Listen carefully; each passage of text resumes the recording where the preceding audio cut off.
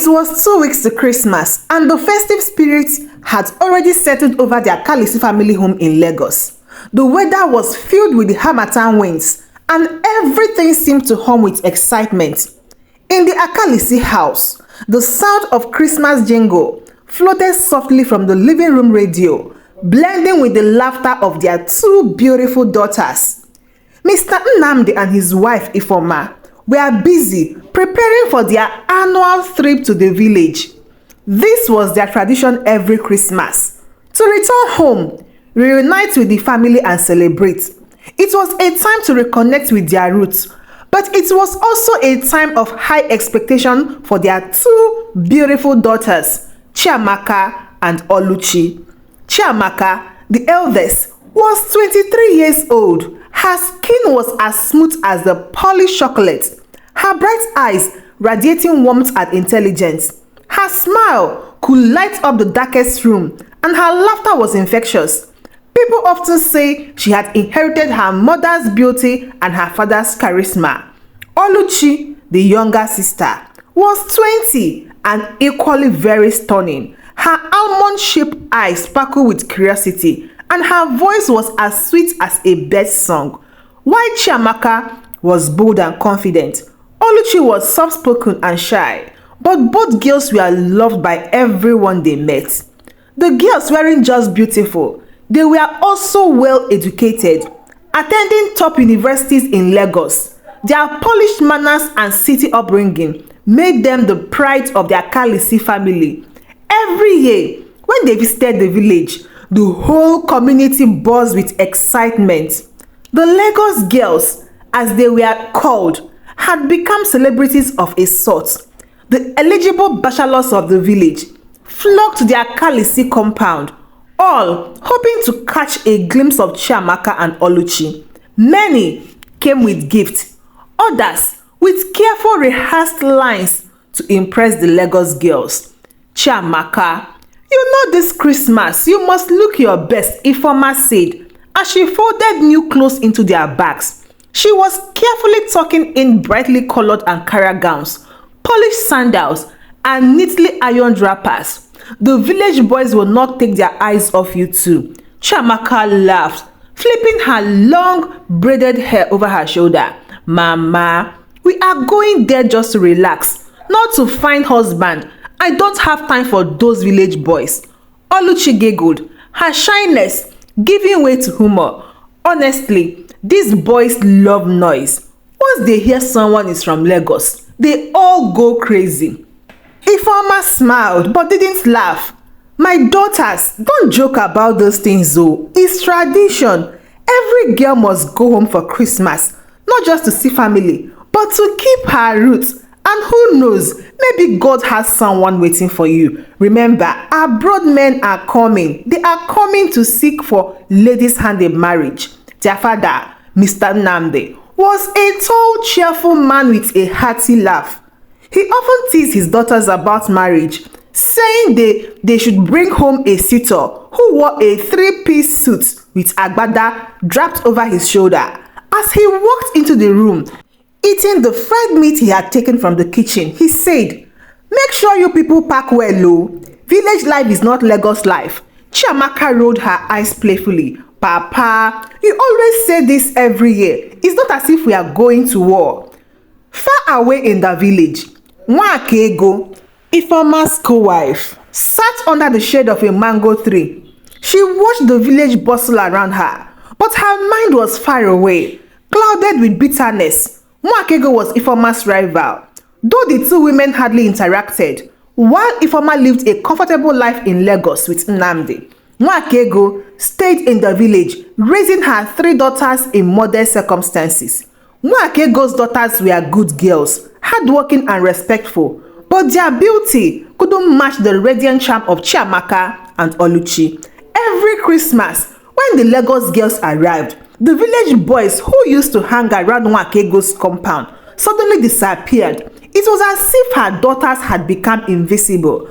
The pain of this reality hit Nwakego really hard. She couldn't bear the fact that those men preferred Chiamaka and Oluchi to her daughters. She tried not to blame her daughters, but each year her resentment grew. This Christmas again, they are coming, Nwakego said bitterly to her friend Mama Adanma. As they sat outside her compound, the sun was settling, casting a golden hue over the dust village path. And you know, the village boys, they will flock to those Lagos girls like bees to honey again. Mama Adanma laughed, shaking her head. What can you do, Nwakego? Their own is their own. Everyone knows Chiamaka and Oluchi are very beautiful. Nwakego's lips twisted in a snare. Beautiful? Does it mean my own daughters are not good enough? Must they always steal their attention? Mama Adanma shrugged. What can you do about it? People love what they love. You can't change that. Nwakego leaned in closer, her voice dropping to a whisper. There is someone in this village, a woman who knows how to handle these things. This time, my daughters will shine. This Christmas, my own daughters will shine brighter. Those Lagos girls will regret coming here. Mama Adanma's eyes widened. You want to go that far? Watch me, Nwakego said firmly. On a very cold moonlight night, Nwakego wrapped a thick wrapper around her shoulders and set out for the forest. In her hands, she carried a calabash filled with coins, kola nuts, and a piece of white cloth. These were offering for the village witch, a mysterious old woman known as Mama Ude. The forest was dark and still, the only sounds coming from the rustling leaves and the occasional roots of the owl. Mama Ude's hut stood in a clearing, lit faintly by the glow of a small oil lamp. Inside, the old woman sat hunched over, her eyes cloudy with age but sharp with wisdom. What do you want? Mama Ude asked, her voice as rough as gravel. Nwakego knelt before her, placing the calabash on the ground. Mama, I want to stop my husband's other daughters. Every year, they come and take their attention away from my own girls. I want to make them undesirable. Mama Ude chuckled darkly, exposing a row of broken teeth. So you want to take their beauty? Yes, Nwakego said. Her voice was trembling with determination. The witch thought for a moment, then reached into a dusty bag and pulled out a small cup. Take this, she said, handing it to Nwakego. Pour it at the gate of their compound. Once their feet touch the gate, every man who looks at them will see a monkey's face instead of their beauty. Nwakego's hand trembled as she took the cup. Will it work? Mama Ude nodded. But remember, jealousy is like fire. Be careful or it will burn you too. The day Ifeoma, Nnamdi and their daughters arrived in the village, the sun was shining brightly. The air buzzed with excitement as neighbors gathered to welcome them. Chiamaka and Oluchi stepped out of the car. Their beauty was dazzling as usual. People whispered, the Lagos girls are back. As they walked into the compound, they unknowingly stepped on the spot where Nwakego had poured the potion. From that moment, something changed. The bachelors who had come to greet them froze in their track. Their eyes widened in horror as they stared at the girls. To them, Chiamaka and Oluchi's faces were no longer human. They were animal-like faces of monkey. Ah, what is this? One of the young men muttered, stepping back in disbelief. The girls, unaware of the curse, smiled warmly. Good afternoon, they greeted, but the young men only mumbled nervously and hurried away. As the days went by, Chiamaka and Oluchi began to notice the strange behavior of the village boys and even the neighbors. Whenever they stepped out, people avoided making eye contact with them, and the young men who used to flock to their compound would find reasons to leave as soon as the sisters approached. One evening, the girls decided to take a walk to the village market. The Harmattan wind was cool, and the wet path shimmered under the golden sunset. Chiamaka adjusted her gele, while Oluchi carried a small basket for some snacks they planned to buy. Maybe they are just shy, Chiamaka said, trying to lighten the mood as she noticed a young man stepping off the path to avoid them. They weren't shy last year, Oluchi replied, frowning. They followed us everywhere like flies then. Now, they act like we are ghosts. When they arrived at the market, the whispers began. Vendors who had once greeted them warmly now whispered behind their backs. Can you see their faces? How did they change like this? One woman murmured to another. I can't believe it. The almighty Lagos girls. They look normal to me, but my son swore they have monkey faces. Another added, but I can't see the monkey faces. I think it's only men that sees the faces. The girls felt the tension but said nothing. Chiamaka turned to Oluchi with a weak smile. It's probably nothing. Let's just get what we came for. But the final blow came when the two sisters greeted a group of young men, including Obinna, a suitor who had been deeply infatuated with Chiamaka the year before. Good evening, Chiamaka said with her signature warm smile. Obinna froze, his eyes wide with shock. Good evening, he stuttered, before turning to his friends. Please, let's go. As the group walked away, one of the men whispered loudly enough for the girls to hear. Did you see their faces? Obinna, are you still thinking of marrying her? No way, Obinna replied quickly. Who would want to marry a monkey? Chiamaka and Oluchi stood frozen in their place. It felt as though the earth had shifted beneath their feet. Chiamaka's face burned with embarrassment, but she held her head high. She grabbed Oluchi's hand and walked back home in silence. When the girls returned home that evening, they found their mother, Ifeoma, seated in the compound, shelling groundnuts while chatting with a neighbor. As soon as Ifeoma saw their faces, her smile faded. What happened? She asked, standing up. Chiamaka shook her head, her lips trembling as she fought back tears. Mama, something is wrong. People are acting strange around us. They whisper and avoid us. And today, Mama, the boys said we look like monkeys. Monkeys? Ifeoma repeated, her voice laced with shock and anger. She quickly ushered her daughters inside and shut the door. Nnamdi, she called out to her husband, who was enjoying a bottle of palm wine with some relatives outside. When Nnamdi walked in, Ifeoma recounted what had happened. Our daughters are saying the villagers see them as monkeys. Nnamdi, this is not ordinary. Nnamdi frowned, rubbing his chin. What are you suggesting? That someone is behind this? I don't know, Ifeoma replied, her voice trembling. But this is not normal. Chiamaka and Oluchi are the same beautiful girls they've always been. Something else is happening here. That night, Ifeoma knelt by her bedside to pray, her heart heavy with worry. Lord, if there is something attacking my daughters, please reveal it. Let your light shine on the truth, she whispered. The next morning, Ifeoma decided to seek advice from the village pastor, Pastor Obinna, a kind man with a reputation for wisdom and spiritual insight. After listening to her story, the pastor nodded thoughtfully. Sister Ifeoma, this is not an ordinary problem, Pastor Obinna said. This sounds like the work of the enemy, an act born out of envy and jealousy. But God is greater than any plan of the enemy. Have you prayed about this? I have, oh, my pastor, Ifeoma replied. But I don't know where to start.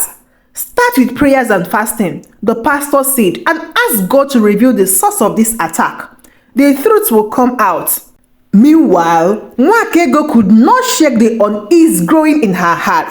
The more she saw Chiamaka and Oluchi suffering, the heavier her guilt became. Her daughters, who had initially supported her actions, had also grown quiet.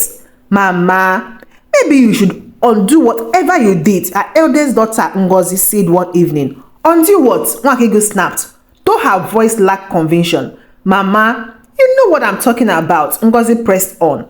Chiamaka and Oluchi don't deserve this.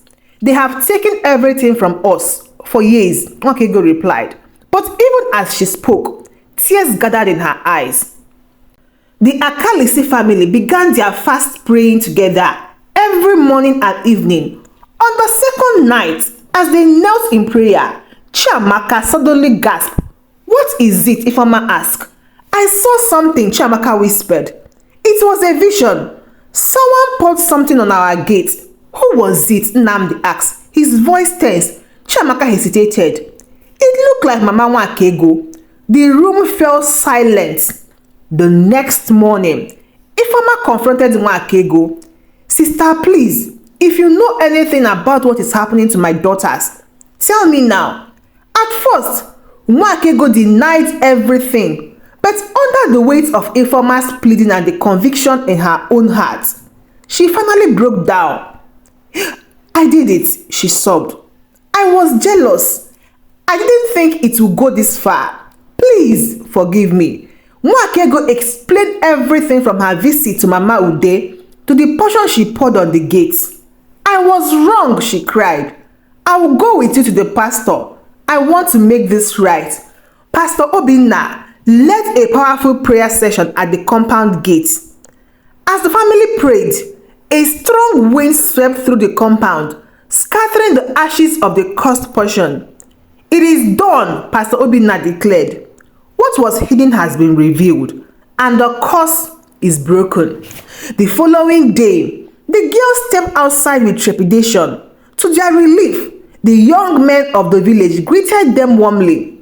Obinna, the suitor who had once mocked Chiamaka, approached her shyly. Chiamaka, I am sorry for how I behaved. You are as beautiful as ever. The news of the curse breaking spread through the village like wildfire. The once avoided Chiamaka and Oluchi were now the talk of the town, but this time for the right reason. People whispered about their resilience and how their family prayers had uncovered the truth. Did you hear? It was Mama Nwakego who caused all the problem. One woman said to another at the marketplace. Ah, jealousy is a terrible thing, oh, her companion replied.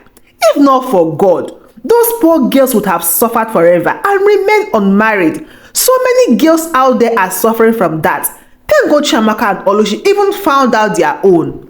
Meanwhile, the young bachelors who had once mocked the sisters began to trickle back to the Akalisi compound, bringing gifts of palm wine and kola nut to seek forgiveness.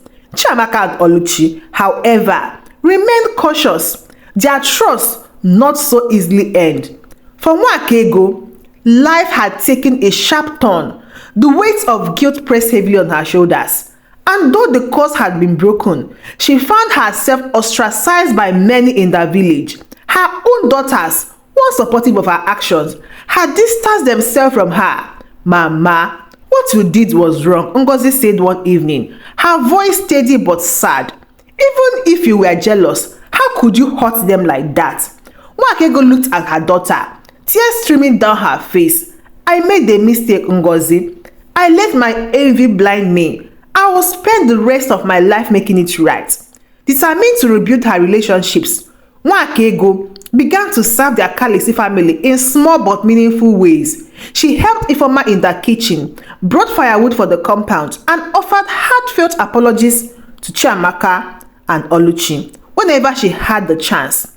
Jealousy consumed me, Nwakego told them one evening. But seeing your pain, it broke me. I am truly sorry. Months has passed and life returned to normal. Chiamaka and Oluchi became active in their village again, volunteering at the local church and helping their mother with community events. Their confidence slowly returned, and so did the suitors. Chiamaka eventually agreed to court Obinna after months of seeing his sincere effort to win her trust. Oluchi, on the other hand, caught the attention of a young school teacher, Ikenna, whose gentle nature and intelligence won her over. Both relationships blossomed into something beautiful, rooted in mutual respect and faith. The following Christmas, the village witnessed a double wedding as Chiamaka and Oluchi married their suitors in a grand ceremony. The entire community gathered to celebrate, and for once, the Akalisi compound was filled with nothing but joy. Even Nwakego, though still healing from her guilt, participated wholeheartedly. She danced alongside Ifeoma, her laughter ringing out in a way that had not been heard in years. As Chiamaka and Oluchi exchanged vows under the golden rays of the Harmattan sun, Ifeoma whispered a silent prayer of gratitude. Lord, thank you for showing us the power of forgiveness, faith, and perseverance. The story of Chiamaka and Oluchi is a reminder to everyone. Life is full of unseen battle. As a single lady, you may never get to see the face that was used as a shield to your face. While we celebrate, travel, and reconnect with loved ones, it's important to guide our hearts and seek God's protection. Prayer is not just a ritual, it's a shield. It reveals hidden enemies, breaks chains of oppression, and restores what we lost. If Ifeoma had not been persistent in prayer, her daughters might never have found deliverance, and they might remain single for the rest of their life, and the truth would have remained buried. As you prepare for the festive season, remember to pray for protection and guidance. Stay alert to the spiritual challenges around you. Never let envy take root in your heart. Jealousy destroy both the jealous and the victim. If this story inspired you, please don't keep it to yourself. Like this story to show your support. Comment below with your thoughts or similar experience. Share it with someone who needs this message of hope, faith, and caution. Subscribe to this channel to hear more life-changing stories like this one. Let the power of prayer guide and protect you and your loved ones. Stay blessed. Till I see you again in my next story. Goodbye.